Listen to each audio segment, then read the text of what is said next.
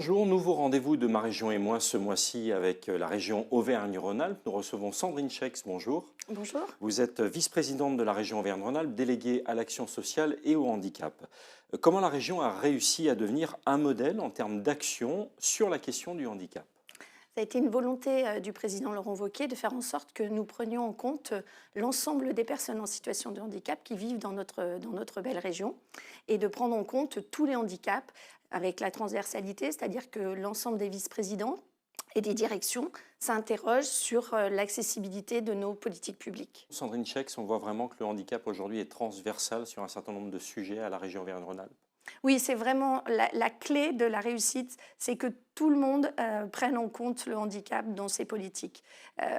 Dès lors où on s'intéresse, dès lors où on se pose la question de savoir si notre politique est accessible, bon, on a gagné la moitié du chemin. Alors il reste encore beaucoup à faire et nous travaillons beaucoup avec les associations et en contact sur le terrain avec eux. Alors on va peut-être décliner la politique en trois volets, économie, formation et sport. On va démarrer par l'économie. Alors, ce que nous avons souhaité dans le cadre notamment de la rédaction du schéma du SRTE2I, c'est prendre en compte les ESAT, qui sont des établissements médico-sociaux, mais comme des acteurs à part entière de la chaîne économique, puisque ce sont souvent des sous-traitants de nos entreprises. Ce sont aussi des producteurs. Parfois, ils accompagnent des startups, par exemple, où ils produisent eux-mêmes, soit dans l'industrie, soit au niveau alimentaire, par exemple. Et ils permettent aussi à nos entreprises de ne pas quitter le territoire. Nous avons aidé à moderniser leur outil de travail, à moderniser leurs locaux. On va peut-être rappeler ce que c'est qu'un ESAT, c'est un lieu de travail pour les personnes en situation Tout de à handicap. fait, tout à fait. C'est un établissement qui accueille des personnes en situation de handicap, qui travaillent dans des ateliers avec l'accompagnement de moniteurs. Et ces ESAT peuvent fournir soit des produits, soit des services. Complètement. Et c'est vraiment quelque chose d'important parce que dans les services qui sont proposés, il peut y avoir par exemple de la restauration, y compris un restaurant d'entreprise, par exemple, sur une zone d'activité. Et donc, les personnes en situation de handicap sont directement en contact avec le public, avec des travailleurs qui sont dans les entreprises. Et donc, ce changement de regard est essentiel et extrêmement important dans nos politiques et dans notre politique régionale. Plan de modernisation, est-ce que vous pourriez donner des exemples précis, par exemple, d'investissements sur lesquels Oui, vous par collaborez? exemple, sur un ESAT qui travaille avec une entreprise comme par exemple l'entreprise Tefal, avait besoin de moderniser, d'avoir un appareil, un appareil spécifique pour aider à l'embouteillage à un moment donné des couvercles. Et ça, c'est quelque chose qui coûte cher et ça évite de perdre le marché. Et puis, ça a évité aussi à Tefal, à un moment donné, de chercher un sous-traitant ailleurs que dans notre région, voire ailleurs qu'en France. On va parler de la formation. Vous avez récemment organisé une journée sur le handicap et la formation. Quelles sont les interactions entre votre délégation et justement l'emploi? Alors justement, dans la transversalité, on travaille avec tout le monde sur toutes les thématiques et la formation est extrêmement importante puisqu'elle permet d'accéder à l'emploi. L'emploi, c'est aussi l'autonomie. Dans la formation, ce qu'on souhaite, c'est qu'on ne soit pas dans un système un peu occupationnel, mais qu'on soit bien dans une formation qui correspond aux besoins de recrutement des entreprises. Et avec nos référents formation, auprès de qui nous faisons de la sensibilisation, de la formation aussi, sur la connaissance des différents types de handicap et de la manière dont on peut accompagner les apprenants, les apprentis. C'est important parce que du coup, ils sont pris en compte d'une manière bienveillante et c'est un facteur de réussite du parcours de formation et donc derrière de l'accès à l'emploi. Troisième volet, c'est le sport. C'est là aussi un sujet sur lequel vous vous impliquez particulièrement. Oui, tout à fait, c'est important parce qu'en fait, notre travail à la région, et c'est cette spécificité dont vous parliez au départ, est vraiment de prendre en compte l'ensemble du parcours de vie des personnes en situation de handicap. Donc il y a la formation, l'emploi, les déplacements, l'accessibilité, mais l'accès aussi à la culture et au sport.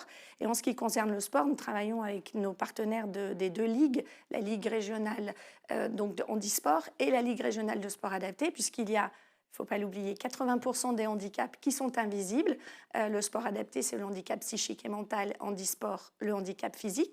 Et donc, nous accompagnons les ligues, nous accompagnons les événements, nous accompagnons l'accès au sport pour tous, mais aussi nous essayons de faciliter le parcours des athlètes de haut niveau avec voilà, différentes actions, que ce soit par exemple en termes de bâtiments et d'équipements avec le CREPS de Vichy qui va être très bientôt, à la fin des travaux, le CREPS le plus accessible de France en termes de handicap, mais également le travail que nous faisons avec, par exemple, le Club des partenaires ou le soutien aux athlètes qui partent aux Jeux paralympiques ou aussi aux Global Games. Et les Global Games, en fait, c'est un petit peu le pendant des Jeux paralympiques pour le sport adapté, pour le handicap psychique et mental. Et ça aura lieu en France, donc à Vichy, du 4 au 10 juin 2023. C'est la plus grande compétition internationale de sport pour les personnes, les athlètes trisomiques ou autistes. Alors justement, l'une de vos initiatives, c'est d'aider ces athlètes de haut niveau. Vous avez fondé un club des partenaires.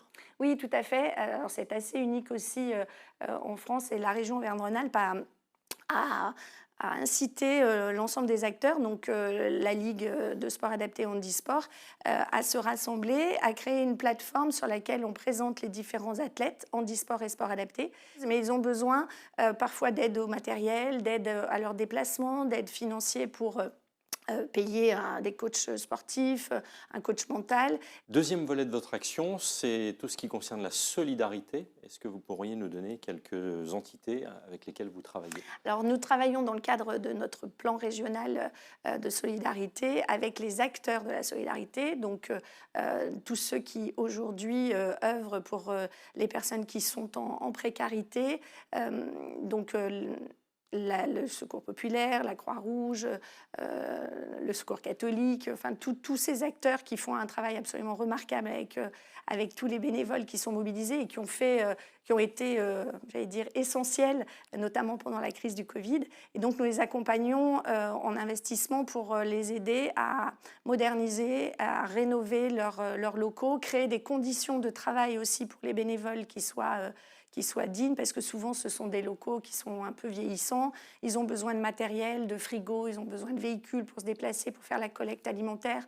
Donc voilà, c'est sur ce champ d'action que nous intervenons, y compris avec les épiceries solidaires.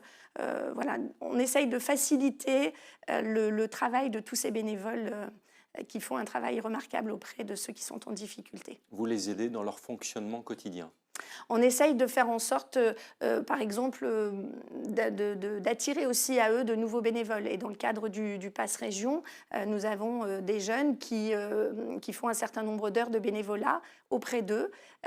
En échange, ils ont une aide, par exemple, pour le permis de conduire. Merci beaucoup, Sandrine Schex. Merci à vous. Et on reçoit l'invité de Ma Région et moi dans un instant.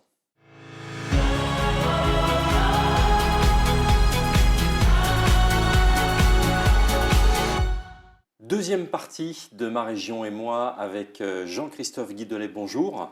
Bonjour. Vous êtes le président de Capucine et Gaston. Expliquez-nous ce que vous faites. Capucine et Gaston est un traiteur bio et social. Nous, on travaille une gamme en bocal en verre qui se compose d'entrées, de plats, de desserts, longue conservation qu'on vend à la fois dans notre restaurant, dans notre boutique de vente et qu'on propose aussi en mode livré, mandat emporté et de plus en plus en mode traiteur événementiel. Alors l'handicap, c'est le cœur du sujet chez nous. On accompagne, on redonne confiance, on fait monter en compétence des jeunes en situation de handicap dit invisible. Actuellement, on a 10 salariés, dont 6 jeunes dits invisibles. Donc on va parler d'autisme, de multidys, de retard cognitif pour ces jeunes qui sont salariés chez nous et qui, en même temps qu'ils sont salariés, sont formés en situation de travail. On les fait monter en compétences. Ils sont salariés chez nous pendant 24 mois et notre mission est de les emmener ensuite dans le milieu dit ordinaire de travail. Vous avez aujourd'hui touché une subvention de la région Auvergne-Rhône-Alpes. On peut donner son montant? Oui, tout à fait. On a touché 100 000 euros. C'était une subvention pour nous aider à investir dans le lieu parce qu'on a un local de 180 mètres carrés dans lequel notamment on a une cuisine, laboratoire de production qui fait 150 mètres carrés et qui a nécessité des investissements très lourds. Et la région a cru en nous, a cru en ce projet, a eu envie de nous aider et nous a permis de financer du gros matériel un petit peu onéreux. Nous, on est vraiment sur du matériel à la pointe de la technologie et ça nous permet d'être dans notre logique de production. L'idée vraiment du bocal chez nous, c'était de permettre à ces jeunes de s'intégrer. Nous, la production se fait en série, en amont, on leur laisse le temps, et avec le temps, ils deviennent de plus en plus rapides et autonomes. On est sur 3 activités, donc la cuisine, le restaurant avec un service et une boutique de vente avec de la vente livrée. On les accompagne, ils viennent aussi avec nous sur les prestations de traiteurs extérieurs, donc on est dans une logique aussi de service. Et effectivement, au jour d'aujourd'hui, on a 4 jeunes en cuisine et 2 jeunes polyvalents, service, vente, livraison, préparation de commandes, étiquetage. Qu'est-ce qui vous a donné l'idée de créer Capucine et Gaston? Ces jeunes, on est tourné sur eux, vers eux, pour eux. C'est l'idée de leur mettre un petit peu le pied à l'étrier, de leur permettre, avec leurs envies, avec leurs désirs, de s'insérer, de s'intégrer dans ces activités. Dernière question, vous avez des associés et partenaires, quels sont-ils? On bénéficie d'appuis et d'entreprises ou d'associations qui nous, un petit peu des mentors, un petit peu des personnes qui nous aident. Dès l'origine, on a eu Sésame Autisme Rhône-Alpes qui nous a soutenus aussi. Et puis là, assez récemment, il y a le groupe Label et EM2C qui sont venus au Capital avec pour ambition de nous aider à nous développer, à trouver des tiers-lieux, des lieux de diffusion. Vous avez un site internet, oui. www.capucineetgaston.fr, Ouais. et on peut rappeler l'adresse 14, place des docteurs Charles et Christophe Mérieux. Donc, c'est la grande place devant la Altony Garnier. Eh bien, merci beaucoup. Merci à vous. Voilà pour ce nouveau rendez-vous de Ma Région et moi. Rendez-vous le mois prochain.